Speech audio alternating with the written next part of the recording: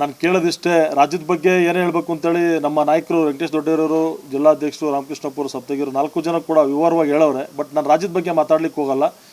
ಇವತ್ತು ಒಂದಲ್ಲ ಒಂದು ಕಡೆಯಿಂದ ದಿವಾಳಿ ಆಗ್ತಿರ್ತಕ್ಕಂಥದ್ದು ರಾಜ್ಯದಲ್ಲಿ ಇರ್ತಕ್ಕಂಥ ಪ್ರತಿಯೊಬ್ಬರೂ ಕೂಡ ಗೊತ್ತಿರ್ತಕ್ಕಂಥ ವಿಚಾರ. ಅದು ಎಲ್ಲರಿಗೂ ಕೂಡ ಇಲ್ಲಿ ಯಾರ್ಯಾರು ಈ ರಾಜ್ಯದಲ್ಲಿ ವಾಸ ಮಾಡ್ತಾ ಇದ್ದೀವಿ, ಕಾಂಗ್ರೆಸ್ ಸರ್ಕಾರ ಅಧಿಕಾರಕ್ಕೆ ಬಂದ ಮೇಲೆ ಯಾವ್ಯಾವ ರೀತಿ ಆಶ್ವಾಸಗಳನ್ನು ಕೊಟ್ಟು ಜನಗಳನ್ನ ದಾರಿ ತಪ್ಪಿಸೋಂಥ ಕೆಲಸ ಮಾಡಿ ಜನಗಳಿಗೆಲ್ಲ ಮೋಸ ಮಾಡಿರ್ತಕ್ಕಂಥದ್ದು ಗೊತ್ತಿರತಕ್ಕಂಥ ವಿಚಾರ.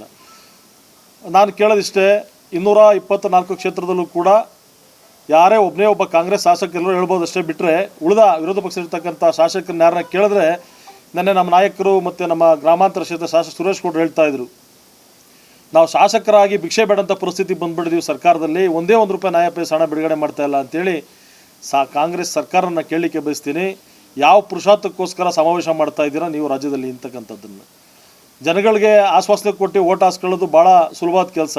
ನಾವು ಮಾಡಿರ್ತಕ್ಕಂಥ ಕೆಲಸಗಳ ಮೇಲೆ ಓಟ್ ಹಾಸ್ಕೊಳ್ಳೋದೈತಲ್ಲ, ಅದು ನಿಜವಾದ ಒಬ್ಬ ಶಾಸಕರು ಮತ್ತು ಪಕ್ಷದ ಜವಾಬ್ದಾರಿಯುತವಾದ ಕೆಲಸ. ಆದ ಕಾರಣ ನಾನೇನು ಜಾಸ್ತಿ ಮಾತಾಡ್ಲಿಕ್ಕೆ ಹೋಗಲ್ಲ. ರಾಜ್ಯ ಸರ್ಕಾರ ಏನೇನು ಮಾಡೋದು ಅಂತಕ್ಕಂಥದ್ದು ಎಲ್ಲರೂ ಗೊತ್ತಿರತಕ್ಕಂಥ ವಿಚಾರ ಇರ್ಬೋದು. ಆದರೆ ನಮ್ಮ ತಾಲೂಕಲ್ಲಿ 2 ವರ್ಷಗಳಿಂದ ಈ ತಾಲೂಕಿರ್ತಕ್ಕಂಥ ಶಾಸಕರು ಒಂದೇ ₹1 ಒಂದು ನಯಾ ಪೈಸದ್ದು ಕೂಡ ಬರೀ ಗುದ್ಲಿ ಪೂಜೆ ಮಾಡ್ತಾ ಇರ್ತಕ್ಕಂಥದ್ದು ಶ್ರೀನಿವಾಸ ಮೂರ್ತಿ ಕಾಲದಲ್ಲಿ, ಡಾಕ್ಟರ್ ಶ್ರೀನಿವಾಸ ಮೂರ್ತಿ ಕಾಲದಲ್ಲಿ ಏನೇನು ಸರ್ಕಾರದಿಂದ ಆಗಿರ್ತಕ್ಕ ಅನುಮೋದನೆ ಹಣನ ಗುದ್ಲಿ ಪೂಜೆ ಮಾಡೋರು ಬಿಟ್ಟರೆ, ಅವರು ಶಾಸಕರಾದ್ಮೇಲೆ ಎಲ್ಲೋ ಬಂದಿರಬೇಕು, ಬಹುಶಃ ಒಂದು 50 ಲಕ್ಷನೋ 1 ಕೋಟಿನೋ ದುಡ್ಡು ಬಂದಿರಬೇಕೇನೋ, ಅದನ್ನು ದೊಡ್ಡದಾಗಿ ಬಿಂಬಿಸ್ಕೊಂಡು ಹೋಗಿ ಏನೋ ಸಾಧನೆ ಮಾಡ್ಲಿಕ್ಕೆ ತೋರಿಸ್ಕೊಳ್ಳೋಕೆ ಹೊರಟವ್ರೆ.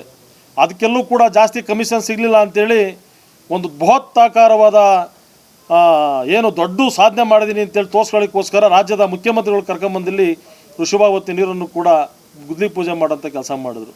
ನಾನು ಕೇಳಲಿಕ್ಕೆ ಬಯಸ್ತೀನಿ, 2 ವರ್ಷಗಳಿಂದ ಗೋರ್ಮೆಂಟ್ ಸರ್ಕಾರಿ ಬಸ್ ನಿಲ್ದಾಣ ಯಾಕೆ ಅಭಿವೃದ್ಧಿ ಮಾಡಲಿಕ್ಕಾಗಲಿಲ್ಲ? ನೆಲಮಂಗಲ ಕೆರೆನ ಯಾಕೆ ಸ್ವಚ್ಛ ಮಾಡಲಿಕ್ಕಾಗಲಿಲ್ಲ? ಈಜುಡಿ ತಂದು ನೆಲಮಂಗಲ ಚರಂಡಿಗಳನ್ನ ಯಾಕೆ ಸ್ವಚ್ಛ ಮಾಡಲಿಕ್ಕಾಗಲಿಲ್ಲ?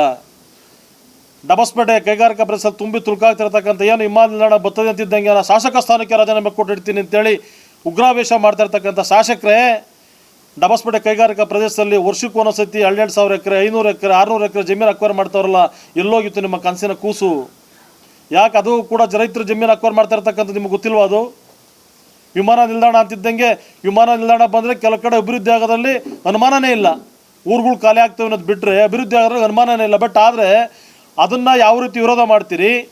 ಕೈಗಾರಿಕಾ ಪ್ರದೇಶಕ್ಕೆ ಅಂತೇಳಿ ಡಬಸ್ಪೇಟೆ ಒಳಗೆ ಅಕ್ವೈರ್ ಮಾಡ್ತಾ ಇರ್ತಕ್ಕಂಥದ್ದನ್ನು ಯಾಕೆ ವಿರೋಧ ಮಾಡ್ತಾ ಇಲ್ಲ ತಾವು? ಅದ್ರ ಜೊತೆಯಲ್ಲಿ 100 ಹಾಸಿಗೆ ಒಳಪಟ್ಟಂಗೆ 100 ಬೆಡ್ ಹಾಸಿಗೆನ ನಾನು ಸಾಧನೆ ಮಾಡಿದ್ದೀನಿ ಅಂತೇಳಿ ತಮ್ಮಂದು ಬೇಗೂರ್ಗೆ ಹಾಕ್ತಿರಲ್ಲ.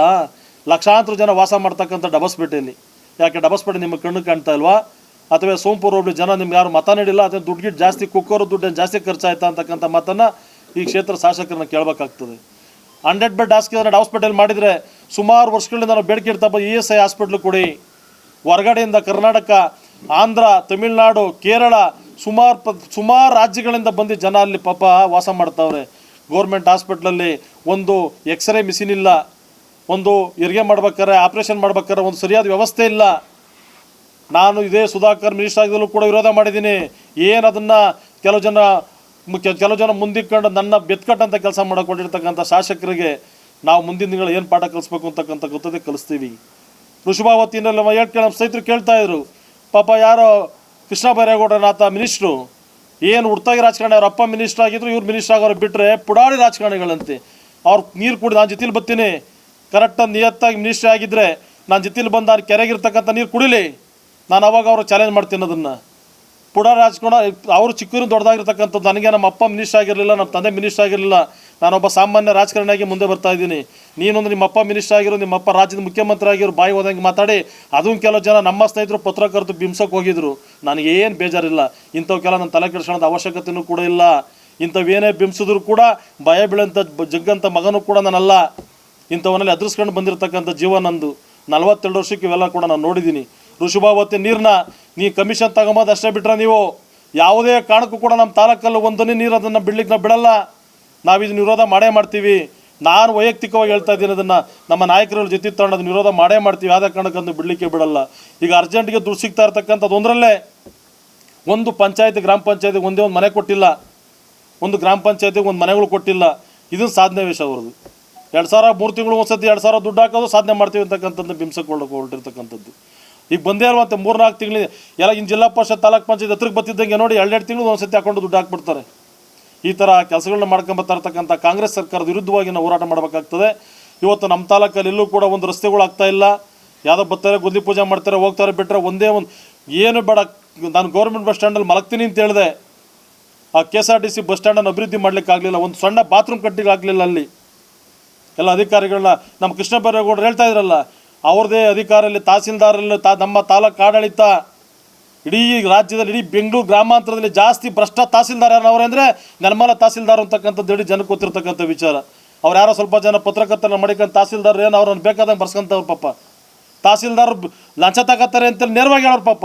ಯಾರೋ ಒಬ್ಬ ಅವ್ರ ಕೈ ಕೆಳಗೆ ಕೆಲಸ ಮಾಡ್ತಿರ್ತಕ್ಕಂಥ ಒಬ್ಬ ಮಹಿಳೆ ತಹಸೀಲ್ದಾರ್ ಲಂಚ ಕೊಡಬೇಕು ಅಂತಕ್ಕಂಥ ಮಾತು ಹೇಳ್ಬೇಕಾದ್ರೆ ಯಾಕೆ ಇಷ್ಟು ಹತ್ರದಲ್ಲಿ ಬಂದಿರತಕ್ಕಂಥ ಕೃಷ್ಣ ಬೈರೇಗೌಡರು ನಮ್ಮ ತಾಲೂಕು ಆಫೀಸ್ ಎಂಟ್ರಿ ಕೊಡಬೇಕಾಗಿತ್ತು. ಎಷ್ಟು ಕರ್ತವ್ಯಗಳಲ್ಲವೇ, ಎಷ್ಟು ಅಪ್ಲಿಕೇಶನ್ ಫಾರಮ್ಗಳಲ್ಲವೇ, ಎಷ್ಟು ಸಾಮಾನ್ಯ ಜನ ಅರ್ಜಿಗಳನ್ನ ಹಾಕ್ಬಿಟ್ಟು ಎಣಗ್ತಾವ್ರೆ ಅಂತಕ್ಕಂಥದ್ದನ್ನು ನೋಡಬೇಕಾಗಿತ್ತು. ಅದನ್ನು ನೋಡೋಂಥ ಕೆಲಸ ಮಾಡಲಿಲ್ಲ. ಆದ ಕಾರಣ ರಾಜ್ಯದ ಬಗ್ಗೆ ನಮ್ಮ ನಾಯಕರುಗಳೆಲ್ಲರೂ ಕೂಡ ಹೇಳೋರೆ, ಏನೇನು ಮಾಡ್ತಾರೆ ಮಾಡಲಿ. ನಮ್ಮ ನಿಲುವಿಷ್ಟೇ, ಶಾಸಕರಾಗವ್ರೆ ಮಾಡಲಿ. ಯಾವುದಕ್ಕೆ ಕೇವಲ ಜನಗಳನ್ನ ಮೆಚ್ಚೋಕ್ಕೋಸ್ಕರ, ಜನಗಳನ್ನ ಆಶ್ವಾಸನೆ ಕೊಡಲಿಕ್ಕೋಸ್ಕರ ಕೆಲಸ ಮಾಡಲಿದ್ದು ಬೇಡ. ಜನಗಳ ಮನವೊಲಿಕೆ, ಜನಗೆ ಅನುಕೂಲ ಆಗೋಂಥ ಕೆಲಸ ಮಾಡಬೇಕು, ಜನ ಒಪ್ಪಂಥ ಕೆಲಸ ಮಾಡಬೇಕು. ಅವ್ರು ಯಾರೇ ಶಾಸಕರು ಕೂಡ ಇವತ್ತು ನಮ್ಮಲ್ಲಿ ಬಾರು ಭಾಳ ಕಡಿಮೆ ಇದ್ದು ಏನು ಇವತ್ತು ರೈಟ್ ಜಾಸ್ತಿ ಮಾಡ್ತಾರೆ. ನಮ್ಮಲ್ಲಿ ಬಾರ್ ಲೈನ್ ಅಂತ ಹೆಸರುಪಟ್ಟು ಶಿವಗಂಗೆ ಸರ್ಕಲ್ ಒಂದಕ್ಕೆ ಅವ್ರು ಯಾರ್ಯಾರೋ ಸ್ನೇಹಿತರು ಹಿಂದೆ ಮುಂದೆ ಯಾರ್ಯಾರು ಇದ್ದರು, ಅವ್ರ ಸ್ನೇಹಿತರುಗಳು ಯಾರಿದ್ರು ಎಲ್ರಿಗೂ ಕೂಡ ಒಂದೊಂದು ಲೈಸೆನ್ಸ್. ಒಳ್ಳೆ ಪುರುಷಾರ್ಥ ಕಣೆ, ನೀನು ಕೈ ಎತ್ತು ಮುಗಿಬೇಕು ನಮ್ಗೆ ಇರ್ತಕ್ಕಂಥ ಶಾಸಕರಿಗೆ. ಶಿವಗಂಗೆ ಕ್ಷೇತ್ರ ಅಂದ್ರೆ ಗಂಗಾಧರ, ನಾವು ಅದಕ್ಕೆ ಗಂಗಾಧರೇಶ್ವರನ ಹೆಸರಿಟ್ಕೊಂಡು ಓಡಾಡ್ತಾ ಕೆಂಪೇಗೌಡ ರಸ್ತೆ ಅದು. ಇವತ್ತು ಅದನ್ನು ಬಾರ್ ಲೈನ್ ಅಂತ ಕರೆ ಅಂಥ ಒಂದು ವ್ಯವಸ್ಥೆ ತಂದುಬಿಟ್ಟಿರ್ತಕ್ಕಂಥವ್ರು ಸಾಧನೆ ಈ ಕ್ಷೇತ್ರ ಶಾಸಕರದು, ಬಾರ್ ಲೈನ್ ಶಾಸಕರದು. ನಾವು ಅದಕ್ಕೋಸ್ಕರ ಕೇಳಲಿಕ್ಕೆ ಬಯಸ್ತೀನಿ, ಅಭಿವೃದ್ಧಿ ಕಡೆ ಗಮನ ಕೊಡಿ. ಇವತ್ತು ಏರ್ಪೋರ್ಟ್ಗೆ ಯಾವ ರೀತಿ ವಿರೋಧ ಮಾಡ್ತಾಯಿದ್ದೀರಿ, ಡಬಸ್ಪೇಟಲ್ಲೂ ಕೂಡ ಒಂದೇ ಒಂದು ಇಂಚು ಜಾಗ ಬಿಡಲ್ಲ ಅಂತ ಒಂದು ಸ್ಟೇಟ್ಮೆಂಟ್ ಕೊಡಿ. ವಿಧಾನಸಭೆಯಲ್ಲಿ ಮಾತಾಡೋಂಥ ಕೆಲಸ ಮಾಡಿ. ಅಲ್ಲೂ ರೈತರೇ, ನಾವು ರೈತರೇ, ಎಲ್ಲರೂ ಕೂಡ ಒಂದೇ. ಇಲ್ಲಿ ಅವ್ರಿಗೊಂದು ನ್ಯಾಯ, ನಮಗೊಂದು ನ್ಯಾಯ. ನಾವು ಇಡೀ ತಾಲೂಕಲ್ಲಿ ಇರ್ತಕ್ಕಂಥವ್ರು ಎಲ್ಲರೂ ಜೊತೆಲಿ ಹೋಗ್ಬೇಕು. ನಿಮ್ಮ ಸ್ನೇಹಿತರೆ MLAಗಳು ರಾಜಕೀಯಕ್ಕೆ ಹೆಂಗೆ ಬೇಕಾದ್ರೂ ಬದಲಾವಣೆ ಆಗ್ತಾರೆ. ಮೊನ್ನೆ ಒಂದು ವಿಡಿಯೋ ನೋಡಿದೆ ನಾನು, ಬಾಲಕೃಷ್ಣ ಅವ್ರು ಹೇಳ್ತಾ ಇದ್ರು ಫಸ್ಟು ಯಾವ ಶ್ರೀನಿವಾಸ್ ಅವರು MLA ಶಾಸಕರು ಇರ್ತಕ್ಕಂಥವ್ರು ಯಾರೇ ಕೂಗಾಡಿದ್ರು ಕೂಡ ನಾನು ಸೋಲೂರು ಒಬ್ಳು ಆ ಕಡೆಗೆ ಬಿಡಲ್ಲ ಅಂತೇಳಿ. ಈಗ ತಮ್ಮ ಎಲೆಕ್ಷನ್ ನಿಂತವ್ರಲ್ಲ, ನನ್ನ ಭಾಷಣ ಮಾಡ್ತಾಯಿದ್ರು ಪಾಪ, ನಮ್ಮ ಸೀನಣ್ಣ ಹೇಳ್ದಂಗೆ ಕೇಳ್ತೀನಿ ಅಂತೇಳಿ. ಅದಕ್ಕೊಂದು ಕಾರಣ ಸೀನಣ್ಣ ಟ್ಯಾಂಕ್ಸ್ ಹೇಳ್ಬೇಕು ನಮ್ಮ MLA ಶಾಸಕರಿಗೆ. ನಾನು ಹೆಂಗೆ ಅವ್ರು ಓಟ್ ಹಾಕೊಂಡ್ಬೇಕಾದ್ರೆ ತಮ್ಮೇ ಗೆದ್ದಿಲ್ಲಿ ನಮ್ಗೆ ಆ ಸೋಲೂರಿನ ಕಡೆ ಸೇರಿಸಿ ಒಂದು ಅನುಕೂಲ ಮಾಡೋಂಥ ಕೆಲಸ ಮಾಡಿಕೊಟ್ರಲ್ಲ, ಅದನ್ನು ನಾನು ಕೃತಜ್ಞತೆ ಸಲ್ಲಿಸಕ್ಕೆ ಬಯಸ್ತೀನಿ ಬಂದು. ಅದಕ್ಕೋಸ್ಕರ ನಾನು ಕೇಳೋದಿಷ್ಟೇ, ಈ ತಾಲೂಕಲ್ಲಿ ಹಲವಾರು ರೀತಿಯಾದ ವ್ಯವಹಾರಗಳು ತುಂಬ ತುಳ್ಕಾಡ್ತದೆ, ಭ್ರಷ್ಟಾಚಾರ ಅಂತಕ್ಕಂಥ ಕಾಣ್ತದೆ. ಎಂಥ ಇಲಾಖೆಯಲ್ಲಿ ದುಡ್ತಾತಲ್ಲ ಅಂತಕ್ಕಂಥವ್ರಿಲ್ಲ, ಇಂಥ ಇಲಾಖೆ ದುಡ್ತಾ, ಎಲ್ಲ ಇಲಾಖೆಯಲ್ಲೂ ದುಡ್ತಾ ಅಂತವ್ರೆ. ಎಕ್ಸ್ಪೆಷಲಿ ರೆವಿನ್ಯೂ ಡಿಪಾರ್ಟ್ಮೆಂಟ್ ಮಾತ್ರ 12 ಗಂಟೆ ರಾತ್ರಿ ಬಂದು ತಹಸೀಲ್ದಾರರು ಹೆಬ್ಬೆಟ್ ಕೊಡೋದ್ರ ಮುಖಾಂತರ ಖಾತೆ ಮಾಡ್ತಾರೆ ಅಂತಕ್ಕಂಥ ಮದ್ದತಿಯನ್ನು ತಾಲೂಕು ಆಫೀಸ್ ಮುಂದೆ ಸ್ಟ್ರೈಕ್ ಮಾಡ್ತಾರೆ. ಅದನ್ನು ಕೇಳೋಂಥ ಶಕ್ತಿ ಕೃಷ್ಣ ಬೈರೇಗೌಡರಿಗಿಲ್ಲ. ಯಾವನೋ ಬರ್ಕೊಟ್ಟಿದ್ದನ್ನ, ಕಾಂಗ್ರೆಸ್ ಚೇಲ ಬರ್ಕೊಟ್ಟಿದ್ದನ್ನು ಜೋರ ಭಾಷಣ ಪಟ್ಟು ಪುಡ ರಾಜಕಾರಣ ಅಂತ ಕೇಳ್ತಾವ್ರೆ. ಅವರು ಇರಲಿ, ಈ ಮಾಧ್ಯಮದ ಪ್ರಕಾರ ಚಾಲೆಂಜ್ ಮಾಡ್ತಾ ಇದ್ದೀನಿ. ಇನ್ನು 10 ವರ್ಷ ಆಗ್ಬೋದು, 5 ವರ್ಷ ಆಗ್ಬೋದು, ಅವ್ರ ಪಕ್ಕದಲ್ಲಿ ಅವ್ರು ಇರೋದನ್ನು ಕೂತ್ಕೊಂಡು ವಿಧಾನಸಭೆಯಲ್ಲಿ ಅವ್ರು ಉತ್ತರ ಕೊಡೋಂಥ ಕೆಲಸ ಮಾಡ್ತೀನಿ. ನಾನೇ ಪುಡಿ ರಾಜಕಾರಣ ಎಲ್ಲ.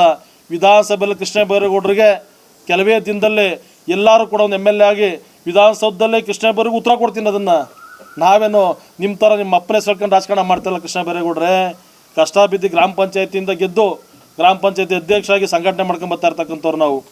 ನಮ್ಮ ಪಾರ್ಟಿ ಇವತ್ತು ಸಂಘಟನೆ ಮಾಡ್ತಕ್ಕಂಥ ಶಕ್ತಿ ಗೊತ್ತೈತೆ ನಮ್ಮನೆಲ್ಲರೂ ಅವರೇ. ನಾವು ಸಂಘಟನೆ ಮಾಡೋಂಥ ಶಕ್ತಿ ಮಾಡಿ ಪಾರ್ಟಿ ಮುಂಬರ್ತಕ್ಕಂಥ ಚುನಾವಣೆಗಳಲ್ಲಿ ನಾವು ಕೆಲಸ ಮಾಡೇ ಮಾಡ್ತೀವಿ. ನಮ್ಮವ್ರನ್ನೇ, ನಮ್ಮ ಪಾರ್ಟಿ ಗೆದ್ದವ್ರನ್ನೇ ತಗೊಂಡು PLD ಬ್ಯಾಂಕಲ್ಲಿ ಅಧ್ಯಕ್ಷ ಮಾಡ್ಕೊಂಬಂದ್ಬಿಟ್ರು ಪಾಪ. ನಮ್ಮನ್ನೇ ಬೆಳೆದಿರ್ತಕ್ಕಂಥವ್ರು ತಗೊಂಡಾಗ ಅವ್ರಾಗಿ ಬೆಳೆಸೋರು ಏನು ಬೇಜಾರಿಲ್ಲ. ನಗರಸಭೆ ನಮ್ಮದೇ, PLD ಬ್ಯಾಂಕಲ್ಲಿ ಗೆದ್ದವರು ನಮ್ಮವ್ರು ಕರ್ಕೊಂಡಾಗ ಅವ್ರು ಆಗ್ತಾರೆ. ಏನು ಕಾಂಗ್ರೆಸ್ನವ್ರು ಏನಾಗಿಲ್ಲ. ಹಾಗೆ ಇವರು ಮುಸ್ಲಿಮ್ಸವ್ರು ಆಗಿದ್ದು ನಮ್ಮವರೇ. ಗಣೇಶ್ BJP ಕ್ಯಾಂಡಿಡೇಟ್ ಮೇಲೆ ಗೆದ್ಕೊಂಡವ್ರೆ. ಆದ ಕಾರಣ ಒಂದು ಸಣ್ಣ ಸಲಹೆ ಕೊಡಲಿಕ್ಕೆ ಬಯಸ್ತೀನಿ. ತಾಲೂಕಿನ ಅಭಿವೃದ್ಧಿ ಕಡೆ ಗಮನ ಕೊಟ್ಟರೆ, ಋಷಭಾವತಿ ನೀರು ಬೇಡ ಅಂತ ನೀವು ಹೇಳಿದ್ರೆ, ಇದ್ರ ತಾಲೂಕಲ್ಲಿ ಅಭಿವೃದ್ಧಿ ಕಡೆ ನೀವು ಗಮನ ಕೊಟ್ಟು ಕೆಲಸ ಮಾಡೋದಾದರೆ ನಮ್ಮ ಸಂಪೂರ್ಣ ಸಹಕಾರ ಶಾಸಕರಿಗೆ ಐತೆ ಅಂತಕ್ಕಂಥ ಮಾತನ್ನು ಹೇಳಿ, ಅದ್ರ ಬಿಟ್ಟು ಋಷಭಾವತಿ ನೀರಾಗಲಿ ತಾಲೂಕಿನ ಅಭಿವೃದ್ಧಿ ಕಡೆ ಗೊಂದಗಳು ಸೃಷ್ಟಿ ಮಾಡೋಕ್ಕೆ ಹೊರಟ್ರೆ ನಾವು ಖಂಡಿತವಾಗಲೂ ಕೂಡ ಅದನ್ನು ವಿರೋಧ ಮಾಡ್ತೀವಿ. ಸಾಮಾನ್ಯ ಜನಗಳಿಗೆ ಅನುಕೂಲ ಆಗೋಂಥ ಕೆಲಸ ಖಂಡಿತವಾಗಲೂ ಕೂಡ ಮಾಡ್ತೀವಿ ಅಂತಕ್ಕಂಥ ಮಾತನ್ನು ನಮ್ಮೆಲ್ಲರ ಮುಂದೆ ಹೇಳಿ, ಇವತ್ತು ಕಾಂಗ್ರೆಸ್ಸು ಹೊಸಪೇಟೆಯಲ್ಲಿ ಏನು ಮಾಡ್ತಾ ಇದೆ, ಕಾಂಗ್ರೆಸ್ಸು ಸರ್ಕಾರ ಶೂನ್ಯ ಸಾಧನೆ ಸಮಾವೇಶದ ಸರ್ಕಾರದ ವಿರುದ್ಧವಾಗಿ ನಾವು ಪ್ರಣಾಳಿಕೆ ಬಿಡುಗಡೆ ಮಾಡ್ತಾ ಇದ್ದೀವಿ, ಪೋಸ್ಟರ್ ಬಿಡುಗಡೆ ಮಾಡ್ತಾ ಇದ್ದೀವಿ. ಅವ್ರದ್ದೆಲ್ಲ 1 ರೂಪಾಯಿನೂ ಇಲ್ಲ. ಅವ್ರೇನೇ ಗೆದ್ದಿದ್ರು ಕೂಡ ಆಶ್ವಾಸನೆ 2,000 ರೂಪಾಯಿ ದುಡ್ಡು ಬಿಟ್ಟು ಭಾಗ್ಯ ಬಸ್ಸು ಗಿಸ್ಸು ಅಂತ ಆಶ್ವಾಸನೆ ತೋರಿಸಿ ಗೆದ್ದವರೇ ಬಿಟ್ಟರೆ ಜನಗಳು ಅಭಿವೃದ್ಧಿ ನೋಡಿ ಗೆದ್ದಿಲ್ಲ.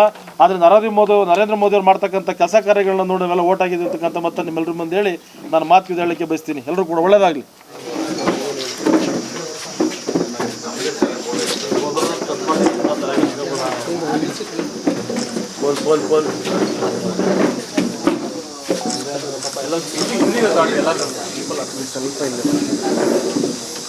ಸ್ವಲ್ಪ ಮೊಟ್ಟೆನ